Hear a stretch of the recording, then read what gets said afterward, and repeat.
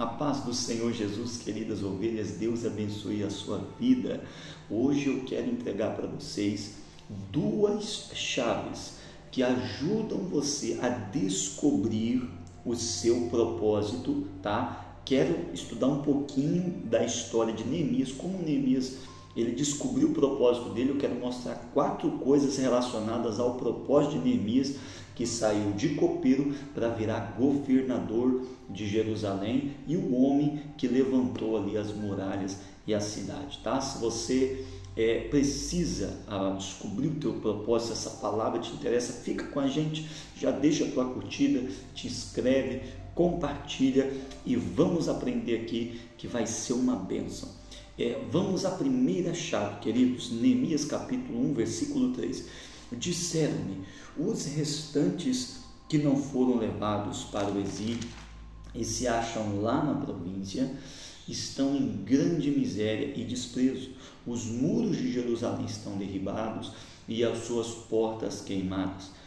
Tendo eu ouvido estas palavras, assentei-me e chorei. Eu quero liberar para você já a primeira chave que ajuda muito as pessoas a identificar o seu chamado, o seu propósito. O que nesse mundo mexe comigo? Sabe, o que eu sinto assim, aquele desejo, eu preciso salvar o mundo disso, preciso salvar o mundo, né, dessa situação. Gente, todos os judeus que estavam ali no reinado persa, no Império Persa, eles sabiam que Jerusalém estava destruída. Mas o Neemias, quando isso chega até ele, isso mexe com ele de uma forma tão grande que ele não consegue ficar parado. Ou seja, aquilo mostrava, sabe, um propósito, aquilo acendia algo dentro dele. Ele estava ali com a vida boa, estabilizada, ele era copeiro, mas quando ele recebe, sabe, uma notícia que o mundo aí fora está precisando de alguém para reconstruir Jerusalém, e ele poderia ignorar, poxa, que pena, né? Vou orar por eles. Não, ele começa a ser tocado, não, isso é para mim, não, Deus está me chamando.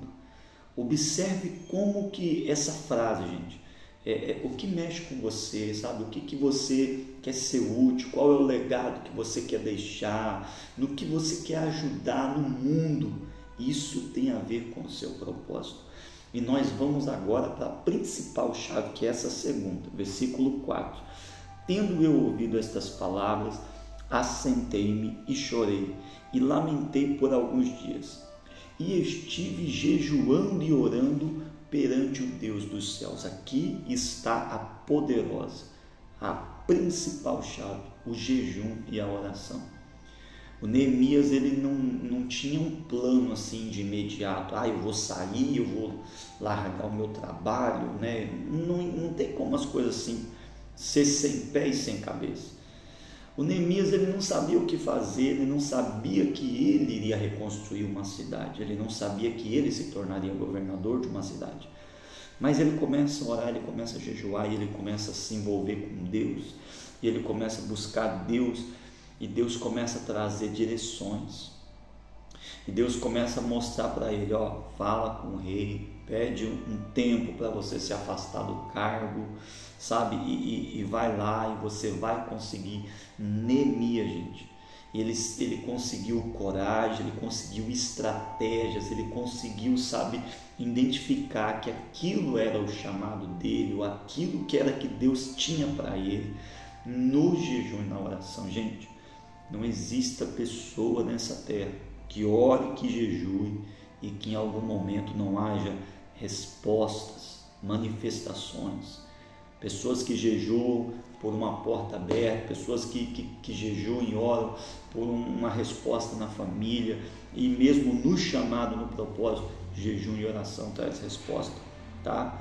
Eu quero mostrar a terceira coisa que influenciou no propósito de Neemias. Capítulo 2, versículo 1 diz: no mês de Nisan, no ano 20º do rei Artaxerxes, uma vez posto vinho diante dele, eu tomei para oferecer e lhe dei. Ora, eu nunca antes estivera triste diante dele. Sabe uma coisa interessante? Neemias, ele tinha um cargo de influência. Ele era copeiro, ele tinha acesso ao rei. Poucas pessoas, e principalmente pessoas estrangeiras, conseguiriam ter acesso ao rei diariamente, como Neemias. Então, Neemias, ele não tinha noção que Deus tinha colocado ele como copeiro, justamente por quê? Porque aquele círculo de relacionamentos, autoridades, reis de outros países, todos que vinham até o Império Persa, porque naquela época era quem mandava naquela região. Então eles viam Neemias, ele tinha contato, ele tinha uma ligação, sabe?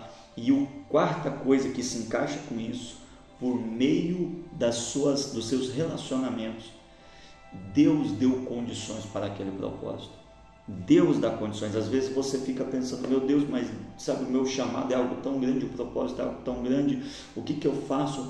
Então Deus, ele mostra para o Neemias, você não tem condições de sozinho levantar Jerusalém. Pede ajuda para o rei. Você está aí, você é amigo dele, você serve o vinho para ele todos os dias.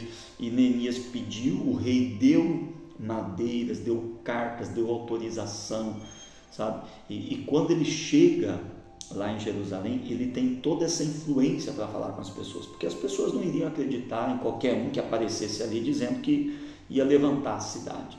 Mas Neemias mostra as provas, trouxe madeira, o rei falou para a gente construir, vamos unir aqui a nossa fé, vai dar tudo certo.